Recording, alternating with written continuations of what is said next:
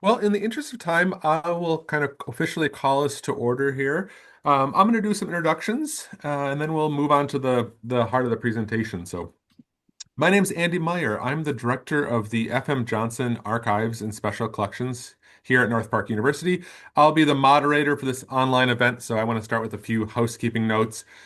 This event is being recorded, and it'll be made available after the presentation.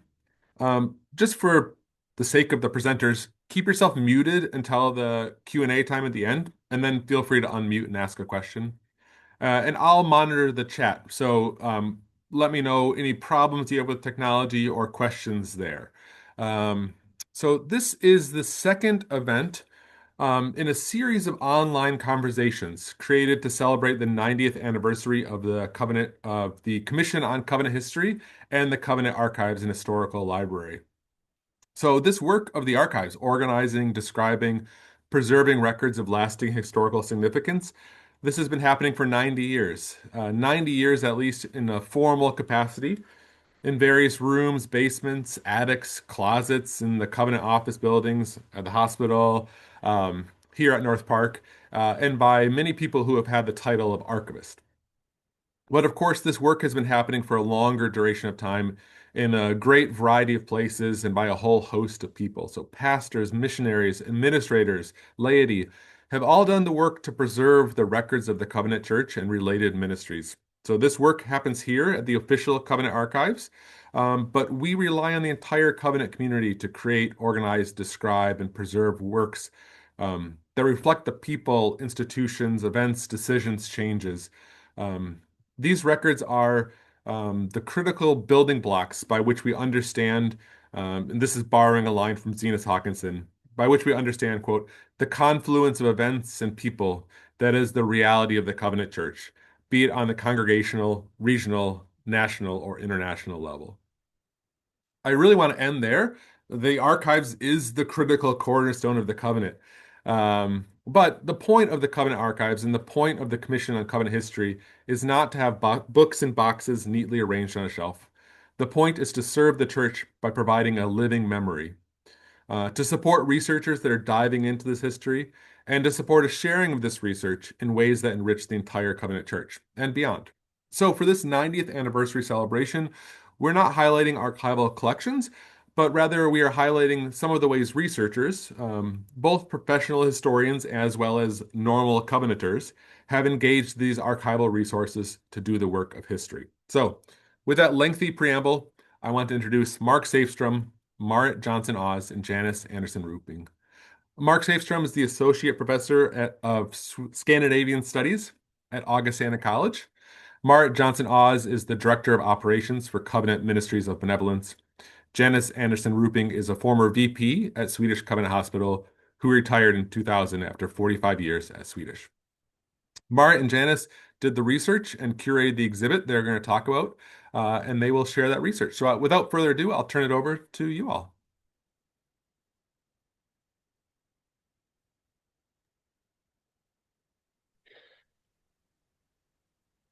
Yeah, and So I'm first up here, and a thank you to Andy Meyer and to North Park for hosting this series of presentations. It's really important to highlight the work of the Commission on the Covenant History and the archives, as well as the vital work that goes on in telling the stories of the church through this material. The focus of this presentation will be the work of Marit and Janis and the team from Swedish Hospital who put together this wonderful history wall exhibit. First, we thought we would start by giving some context to the ethnic and church historical significance of Swedish Hospital. Next slide. I only became involved in this at the very tail end of the project when Marit and Janis reached out to the Commission on Covenant History for some consultation. I was chair of the commission at the time. Those conversations resulted in some discussion about how we could reach a potential broader audience of this history project, that is, beyond the communities of the hospital and the Covenant Church itself. I was the editor of the Swedish American Studies Journal, which is the journal of the Swedish American Historical Society, which is also headquartered at North Park and has archives there. Swedish American Studies is published through the University of Minnesota Press and is available digitally through Project Muse, making this a great outlet for the work of Janis and Marit. Um, uh, Janis and Marit and I worked to convert their exhibit narrative into a photo feature for the journal, in which we featured 10 images that they had of the thousands of images that they had uncovered during their research, including this cover photo of nursing graduates in 1971 in Isaacson Chapel. Um, in addition, we paired this photo feature with a reprint of Carl A. Olson's Quality of Mercy, History of the Hospital from 1961, as well as a new reference article on Swedish hospitals in the United States, written by historians Joy Lintelman from Concordia College in Minnesota, Byron Nordstrom from Gustavus Adolphus, and myself. We also drew heavily on the collections of North Park's Brandell Library and the F.M. Johnson Archives, which is also just to underscore the critical importance of keeping and preserving these materials. Next slide. The goal was to make the story of Swedish Hospital accessible to a wide audience of researchers around the globe, really, particularly given the significance of the story of Swedish Hospital in the context of the broader ethnic history of denominational hospitals in the United States. Swedish Covenant Hospital was one of 27 hospitals that we identified that were started by Swedish immigrants across the country. Also, you can see on this list here that it was one of the earliest in 1886. The range of the founding of these hospitals, also you can see from this list, is from the 1880s to the 1920s, which maps onto the immigration patterns and timeline, particularly as immigrants were coming to the Midwest and the West Coast. Most of the list of these hospitals were founded by religious denominations, which I think is a critical aspect to lift up. And also, many were ecumenical in scope. That is, they involved more than one denomination or broad community support. Of course, we Covenanters are most aware of Swedish Covenant Hospital in Chicago, as well as Emmanuel in Turlock, California. But Covenanters were also involved in a number of these other hospitals, which I think is a neat thing to point out and celebrate. Next slide. And I just included a couple of interesting photos to illustrate this. On the top is an architect's rendering for the Swedish National Tuberculosis Sanatorium in the Denver, Colorado area, which became what is now Swedish Medical Center. This was probably one of the most ecumenical and truly national health care endeavors of Swedish immigrants, as it involved almost every single denomination, as well as several fraternal orders. Also pictured here on the bottom right is Swedish Hospital in Seattle, which was a largely secular project. But even here, Covenanters like John Isaacson and others served on the board. And on the bottom left, we see a nurse's graduation service being held in the Swedish Tabernacle, that is First Covenant Church in the 1950s. All this is to say this is a inspiring story, the story of Swedish Covenant Hospital in Chicago, and it fits into this broader context. And as such, it's really important as a story for us to explore and to understand. So we on the Commission on Covenant History are really excited about the work that Marit and Janis and the team at Swedish Hospital were able to accomplish, and we're excited for you to be able to hear what they have done. Thank you. Thanks, Mark. I'm Janis Anderson Rueping, and excited to be with you today to present the work that Marit and I did together on this project. It's so great to be a part of the Stacks to Stories features throughout this year. It's going to be really fun to hear about all the projects that you're featuring, Andy. I'm also eager to share with you probably a little bit more detail about the process of our work, decisions we made, Pictures are wonderful, but we wanted you to know a little bit about the work itself and the challenges and the rewards that that presented. Um, a word of caution, Marit and I are not professional archivists, so we had one qualification for this project to be volunteers. We uh, love the hospital, we love the history, and we love the Covenant Church. So we stepped right up. So I want to call your attention to this photo, and I wish we could zoom in because this is the Home of Mercy. Mark, do you want to say it in Swedish? Barmhärtighetshemmet. Yeah, thank you. If you were closer, you would see that people are even leaning out of the top windows over the door and the front porch, which uh, we were thrilled to find this in the archives when we were working with Andy. Um, so we want to tell you now a little bit about how this project started, Marit. Yes.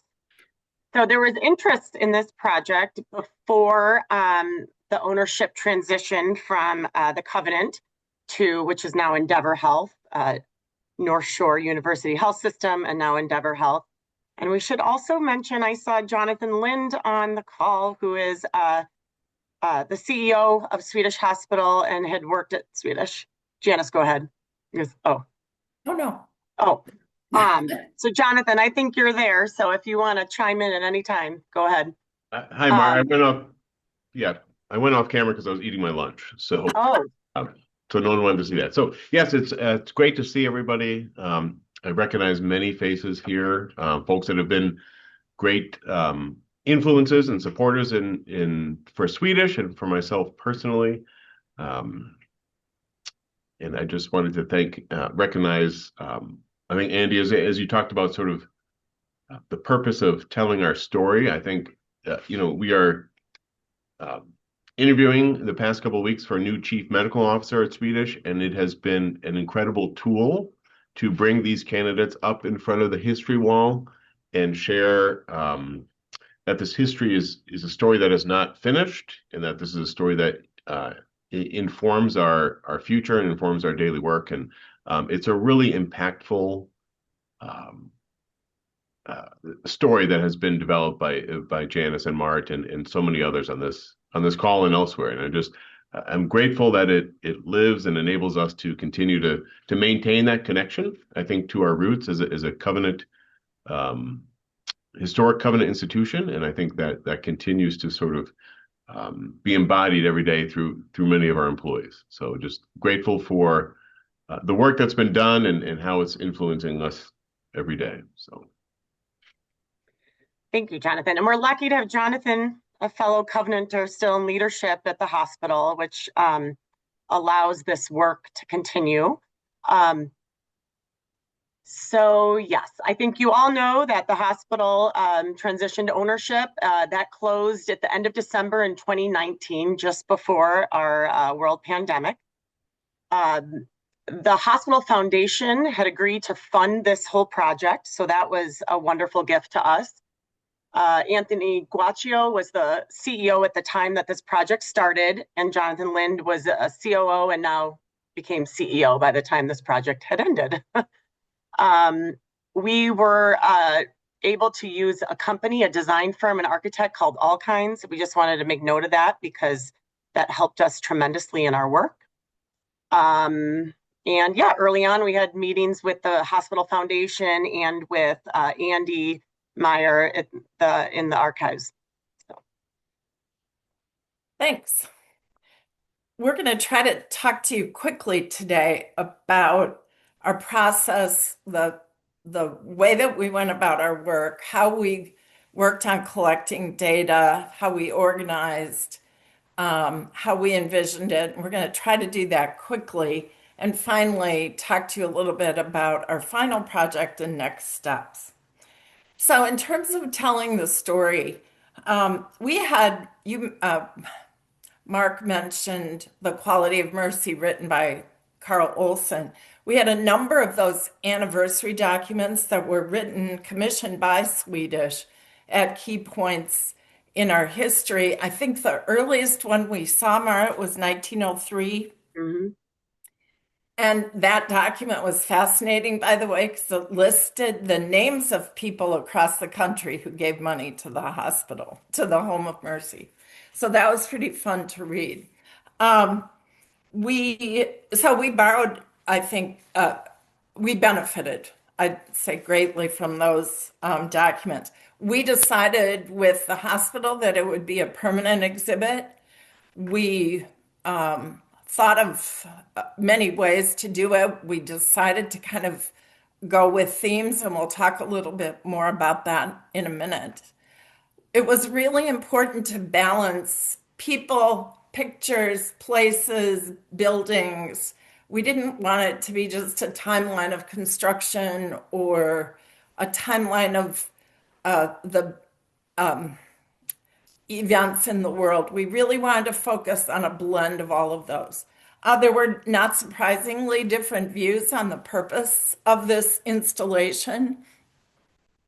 In some organizations, people do something like this as a fundraiser or expressly as a fundraiser, to feature prominent citizens in the history of the hospital, or as a tribute, or just a telling of history. The end of the church ownership certainly was out there, but in the end, working with Jonathan, Anthony, and the team, we really decided that the main message of this installation would be the founding and the fact that the founding mission endures and how it has endured. We had access to a lot of current, of course, and former leaders. I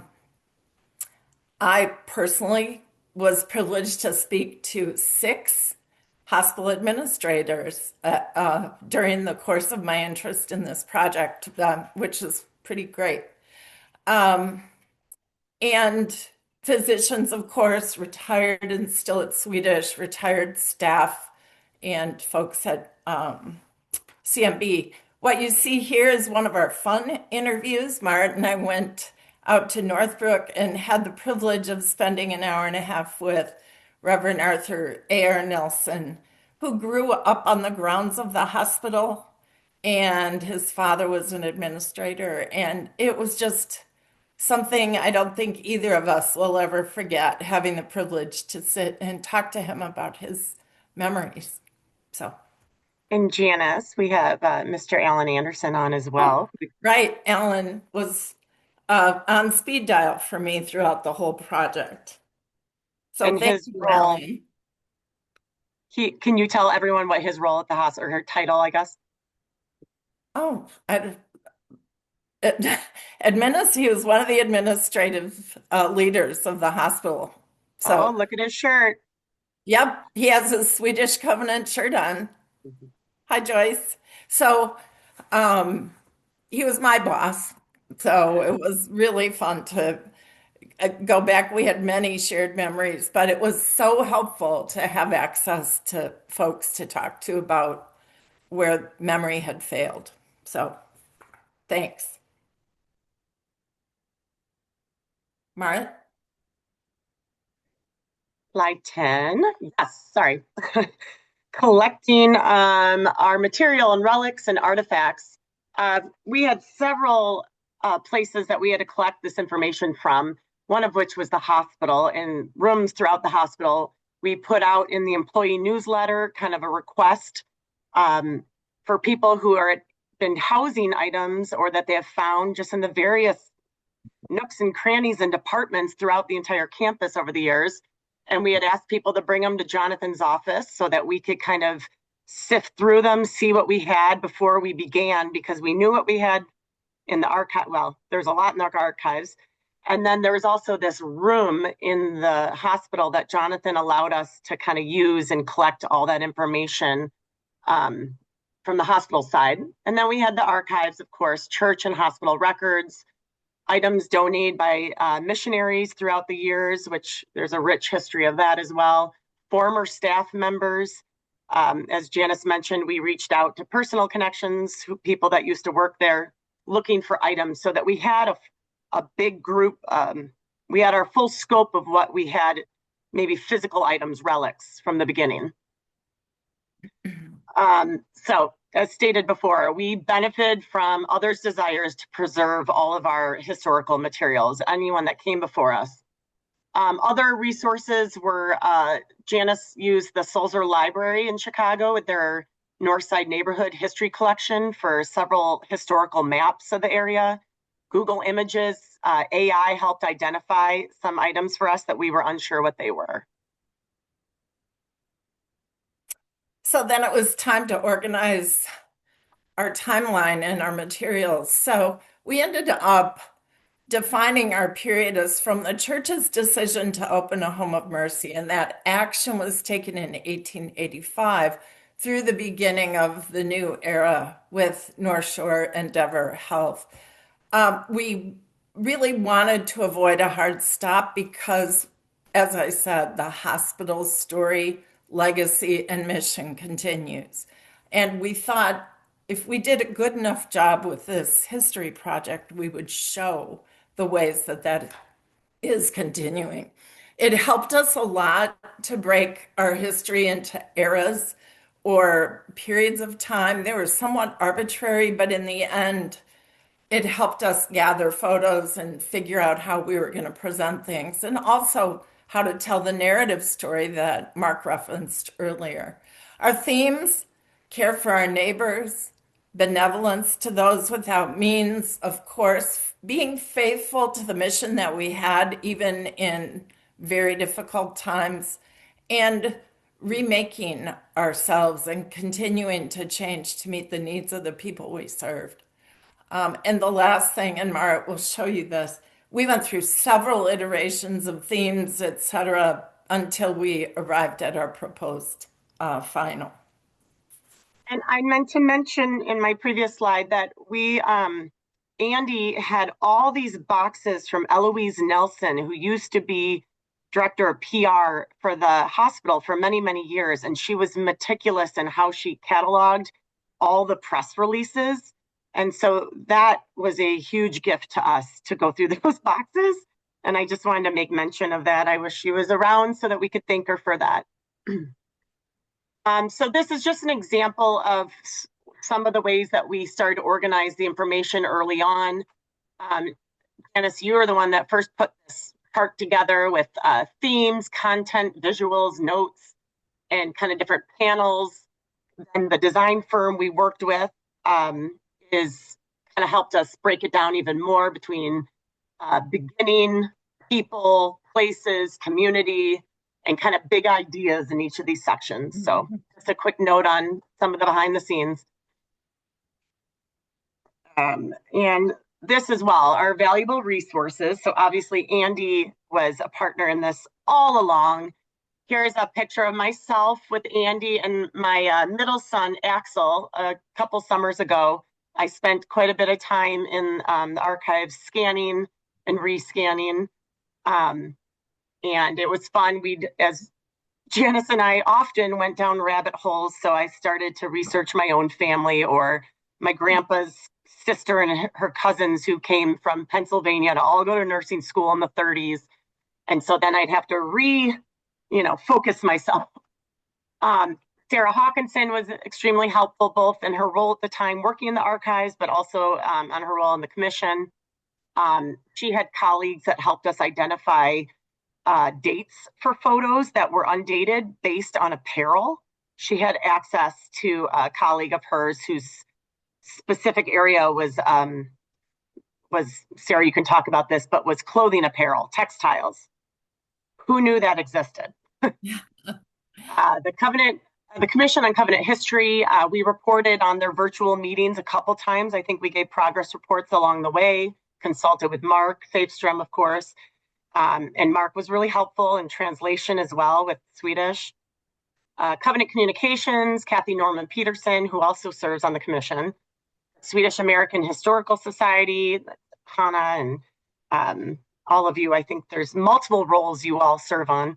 and Endeavor Health at the end to support this project. Yeah. And Andy has agreed to store house our valuable historic items in the archives, for which we are very thankful.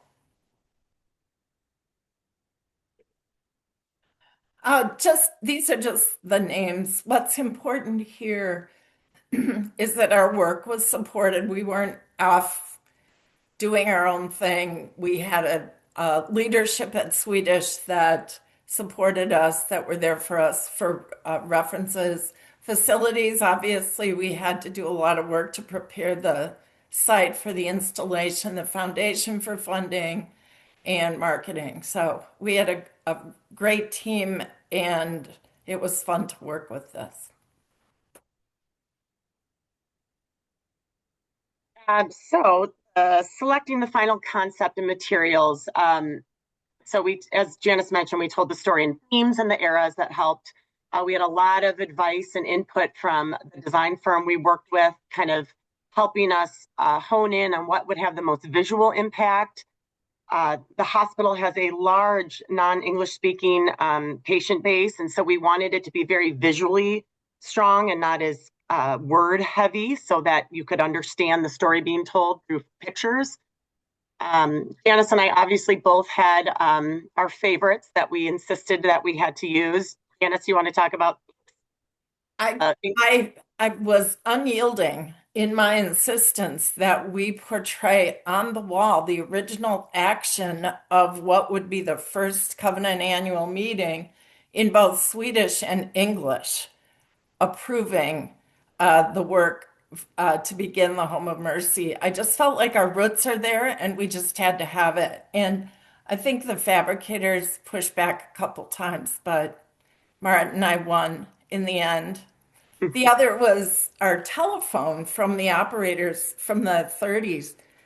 It was just a part of Swedish for so many years, so we had to get it and we had to put it on that wall. So with our final concept and our themes and eras determined, the fun work began, and it took us a long time to get to this point. So it was nice to be there. This is just a little behind the scenes of how we organized. There was so much scanning, some of which we could do within the archives, but for larger format, there was a company I found downtown where they had a much larger scanner, so they could handle some of that stuff. So we had to file it, catalog it, so that we could find it again when it came time to print.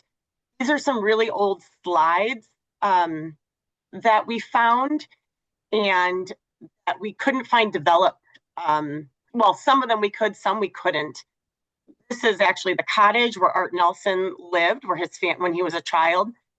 This photo is interesting because we didn't know what this was. To me, it looked like a Norditrack, but that didn't exist back then. So Google Images told me that this was an early X-ray machine, this cathode X-ray, and that fit perfectly because there was written documentation of when Swedish actually purchased their first, as stated in the narrative, our so-called X-ray machine. So those were kind of some of the fun finds, discoveries along the way. I was really excited when we found out what that was. Here's another way that we catalog, so you can kind of see or the way we organize. So you had a small visual of what the image was, the date, so we knew we're on the timeline, a general idea of what the label would be, the source. Did it come from the archives? If so, what was the name of the file? Has it been scanned yet? Yes or no?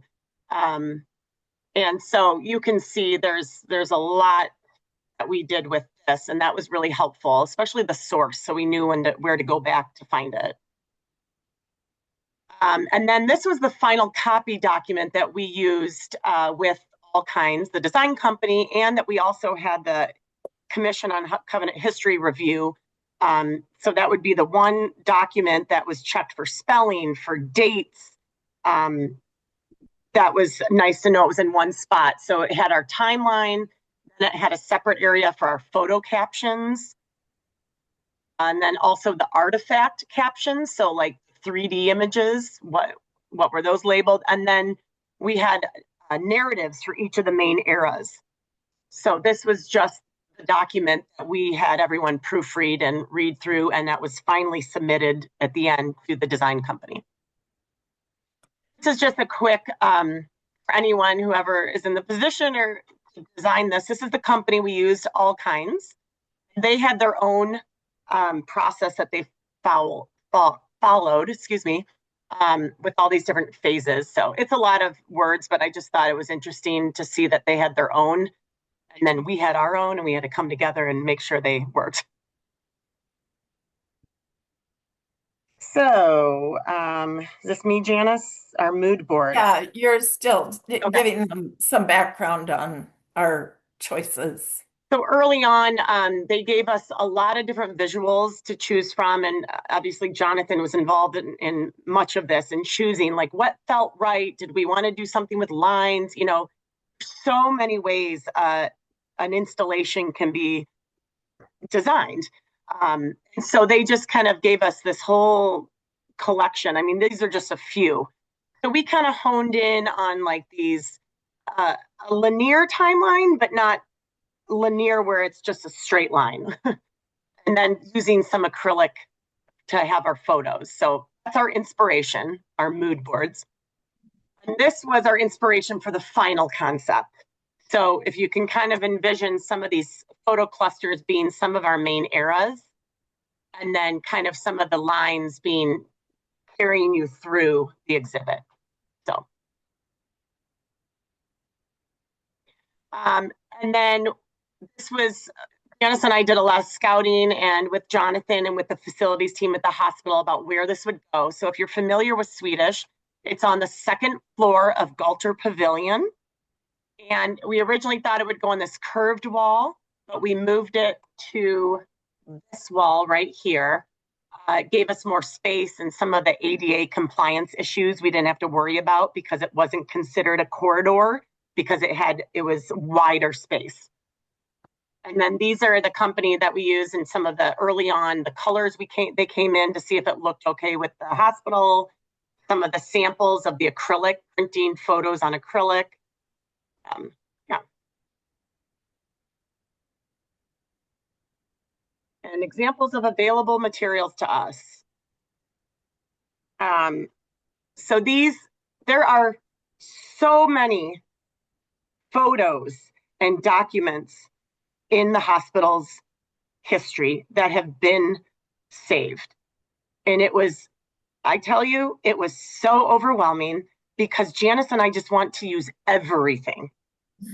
It was a good problem to have, but it was painful sometimes to eliminate photos.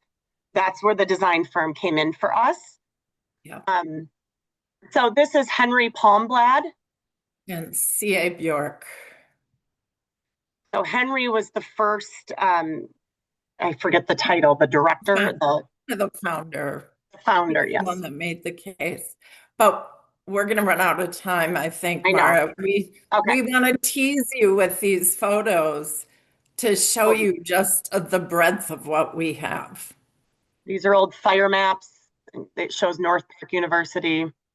Okay, I'll go through. Yeah, really old photos. Mara, what nursing class is that the picture be for? Well, this is Hilda Rodberg. She was the first graduate of the nursing in 1890 something. This, group one on the upper right-hand corner, that was 1903. And they just kept getting larger after that. This photo in the bottom left-hand was Home of Mercy. So, there were children and mothers and orphans. It wasn't just patients in there. This is an old recipe book that we found of medications, syrups, a simple cough mixture, a simple syrup. It's just fascinating. And there's pages and pages in this book alone of just, you could look at it and be sucked into it. We thought this was a fun one. Anyone recognize this gentleman here? Alan Anderson. And this is, if anyone that knows Denise, or not Darlene, my apologies, Darlene Johnson Murphy, she's right here, and I'm sure many more. Dr. McCormick. Dr. McCormick in the upper right-hand corner. Yep. Okay, keep moving, I'm moving. There's a few more, the hospital pretty much in modern day. And then some of these, the original hospital building before now and then. All right, the final exhibit and project unveiling. This was installation day, and the team came, and it's just a little glimpse of, the work in progress, everything being unwrapped before it was installed. Here is the final wall. So this is kind of, you saw all of our inspiration. This is what it is. Obviously, it's hard for you to see the small, but it gives you the, overarching idea. You're going to have to come to the hospital to see it if you haven't. Yes. These are all the 3D images that we use in the plexi boxes. So the phone that Janis had mentioned up here, the original specification for the land that the hospital's on. There's so many. I saw Jane Westerfield's husband, did the artwork for this brochure. Audrey Hodgkinson's nursing uniform. Oh my goodness, yes. The family donated that to us, which was lovely. The original seal of the hospital. These are old lab equipment. These two, Susan Dawson was given those from Dr. McCormick that he had received. So, and then here's the wall itself, just in place in the actual hospital for anyone who hasn't seen it. And it's really beautiful. And if you're familiar, you can't see it in this picture in this bottom left-hand corner, but Neil Murray, who's a retired professor from North Park University, an art professor, 8 years ago, they had commissioned him to do a piece, and they're these angel wings. And so they're hanging right there, which is really beautiful. So as we worked, we realized that there were other important aspects of the hospital that didn't really fit neatly into any of these eras. And those three are represented here for you. Technology through the ages, we were able to start with that 1908 X-ray machine and then move on in some images. The middle one is a feature of nursing in wartime. And the things that we read were so moving about nurses coming out of retirement during the war, and a moving description of the hospital pulling down blinds and darkening in practices for air raid drills. And the last bubble, of course, is medical missions. We obviously were involved in medical missions early on. What we found interesting was a document written by Nils Axelsson that referenced the possibility of a medical missions residency program. So that tells you how important that aspect of our story was. And I just want to mention anyone that was on last month when Becky presented on the Paul Carlson partnership. I worked with her because she had already finished her project, and so she helped us with access to several photos, which of course we could only use one or two. But and I also want to mention there's so many photos of nurses and physicians who, in the Covenant archives in the photo collection, you would see them in China or in Africa, and then you'd see them back at Swedish in Chicago because they would go on their medical mission and then come back to the hospital for their time. And we became very familiar with some of these missionaries who spent their time giving back. Thank you, Hannah. I see if you want to access the photos. Okay, going, Janis, going. And then I'm going to wrap up real quick.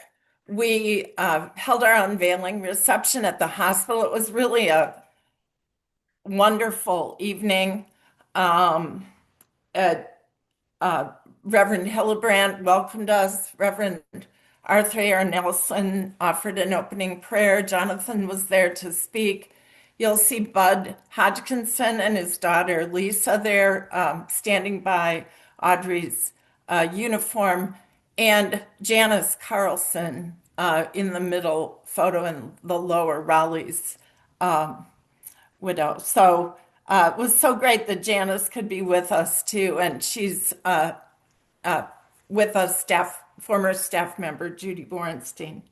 I want to tell you that the wall featured two important quotes that we found quotes all over the place, but I wanted to tell you what those quotes are. If you haven't seen it, Marit and I worked hard and chose these two to be featured prominently.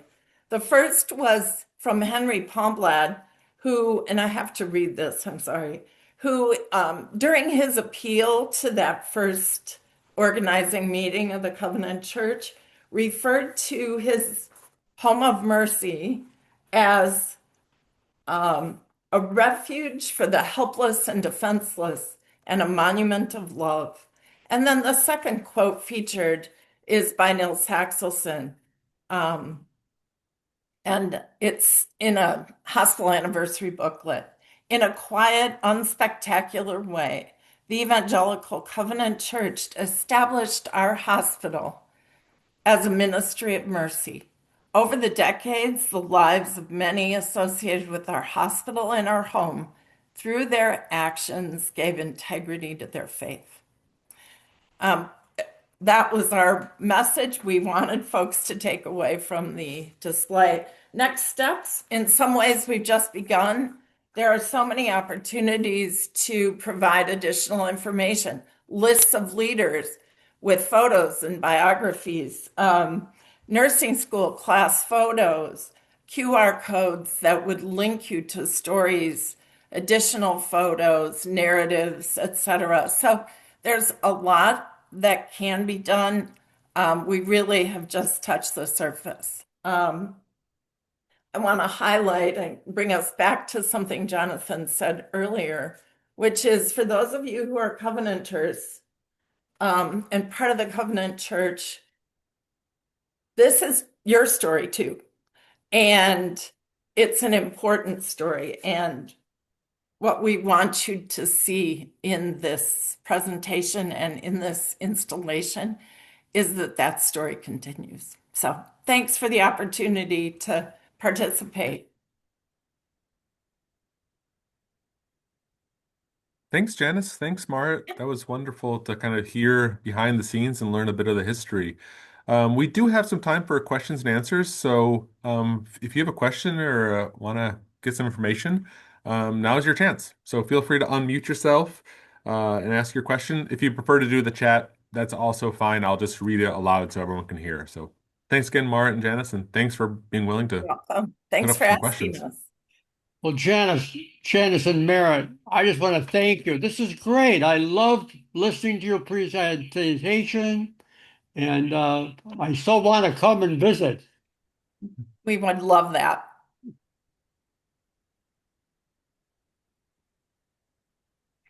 I'll start with you a question. Like, people use archival stuff in all sorts of different ways, like writing books, making documentary films, or doing kind of exhibits. So, what were some of the opportunities or challenges of doing this a visual display, and not like a book or a film or something like that?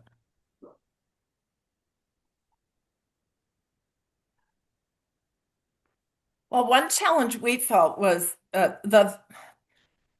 the inescapable fact that we weren't experts, and that thought that we're going to get something wrong. I'm sure we did. I know we did. But the overall desire to tell the story and to stay with those themes kind of drove us through the moments of sort of, I would say, insecurity about, you know, what if this isn't right, or what if we're not featuring the right thing? The other thing is its permanence. I mean, it's there. We can fix it if we need to, but we had one shot in a way. So, and it felt important to tell that story in the right way for the reasons Jonathan mentioned. People who now may join the hospital who don't have the history there, we wanted them to know where we came from and what started us. So that's my thought, Marit. And well, just a different thought about that. I was just going to mention, you know, the the staff that I still know at the hospital, or even on the day that the installation was going up. So many people, nurses, administrative people, facilities stopped by. They were reading in. They're like, "Oh, I remember that." I mean, people have worked there for a long time.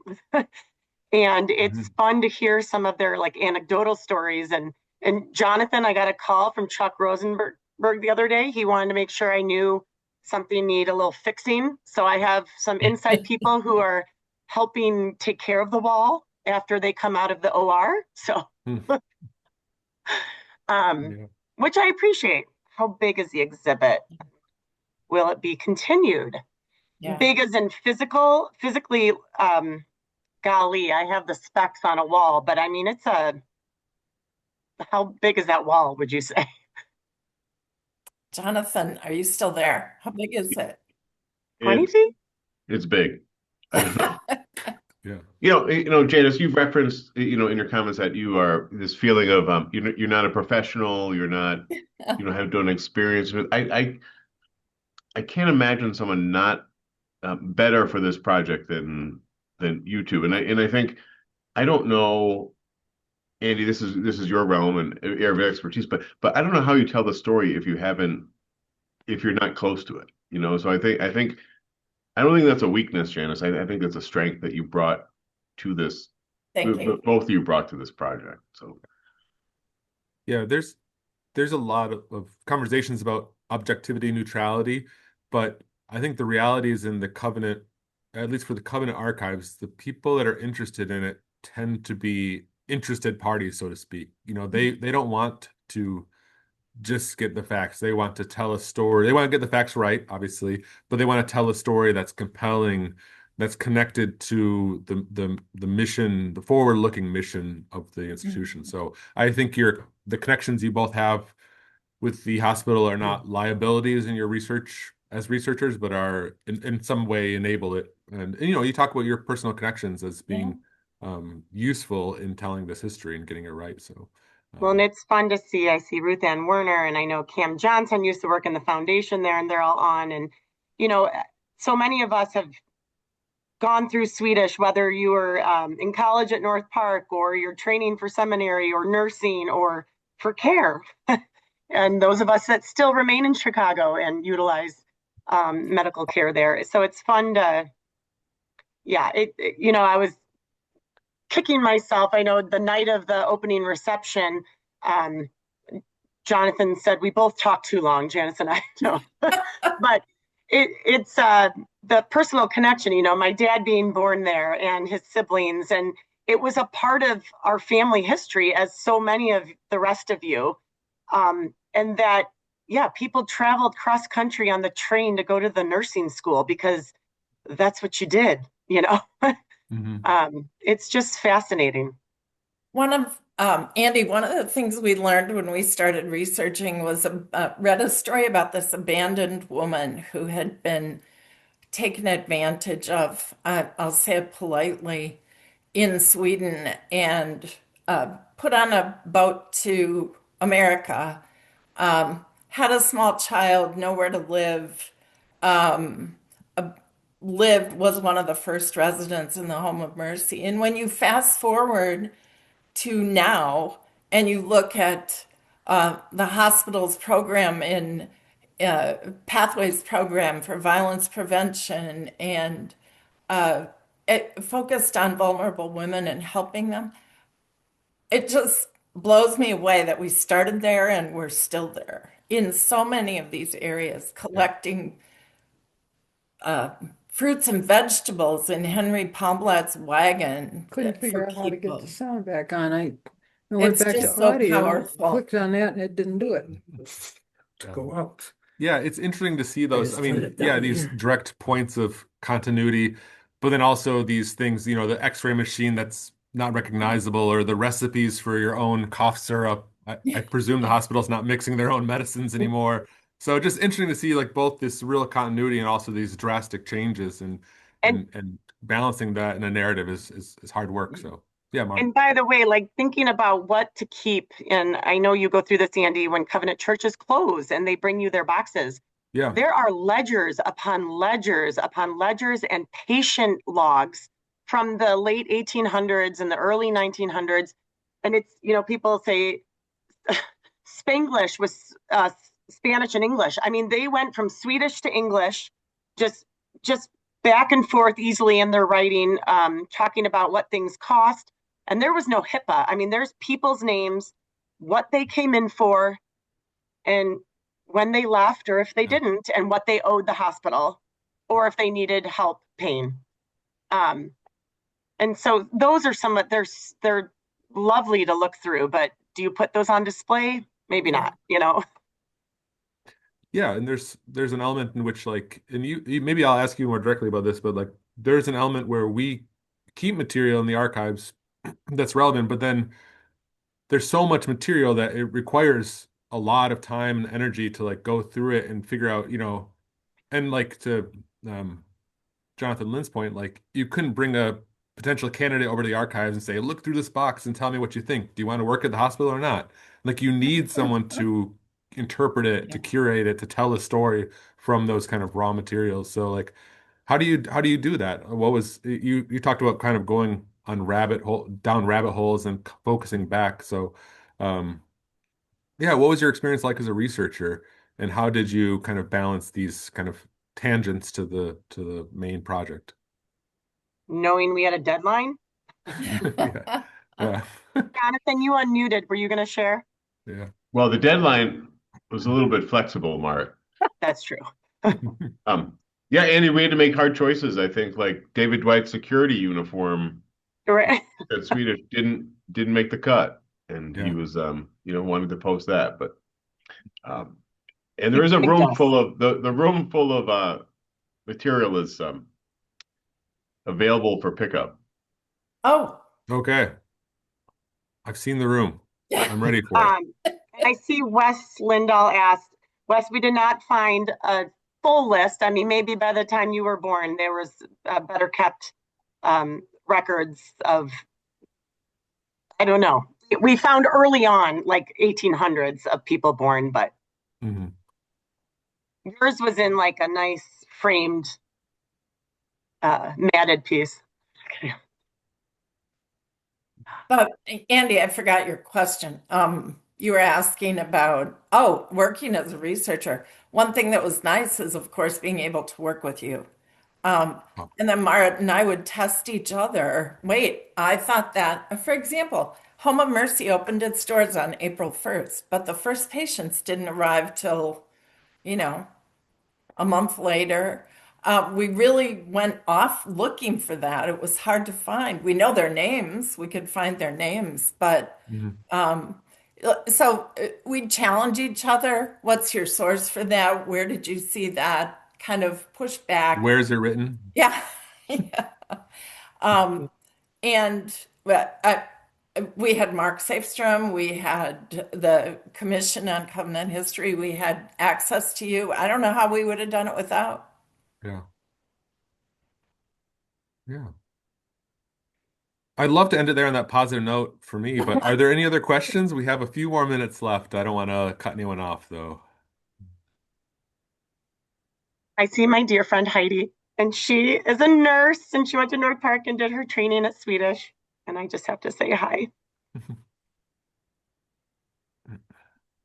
And if you think of questions later, you want had questions about photos, you can feel free to forward them to Andy, and he'll get them to Marit and I, and we'll do our best to Yeah, and answer I'll just them. offer to anybody in this group, if you are curious, want to come by and see the wall at any time, please come in. It's available on the second floor of the Galter Medical Pavilion. If you have questions, you can stop by administration. We'll be happy to connect you if we have time to show you the wall, or certainly our chaplains as well are well versed in it, and we'll be happy to connect and share that with you. So yeah, Eric Hillebrand's sister is the chaplain across the street at Covenant Home, and she was also doing a history project for their anniversary. So she was doing research at the same time, and that also we helped each other along the way. Yeah. So, Yeah. thank Well, you I for will inviting us. Marit, Janis, thanks again for your presentation was today, fun to hear. and obviously for the work on the history wall in the hospital. I was there on the opening night. It's a sight to behold. So if you haven't seen it, I would strongly encourage you to go and view it. Right. Like I said earlier, this has been recorded, so we will post the link on the seminary website to the recording.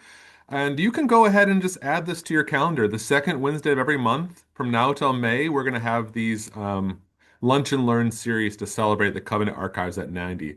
Actually, next month in January, I'm up to bat, talking a bit about how the Covenant Archives supports the work here at North Park University. So, talking about North Park's intercultural, distinctive, and historical perspective. So, come next month in the new year, second Wednesday of the month, to hear about North Park's history. So, again, the details are on the seminary website, social media, all over the place. So, once again, Janis, Mart, thanks so much.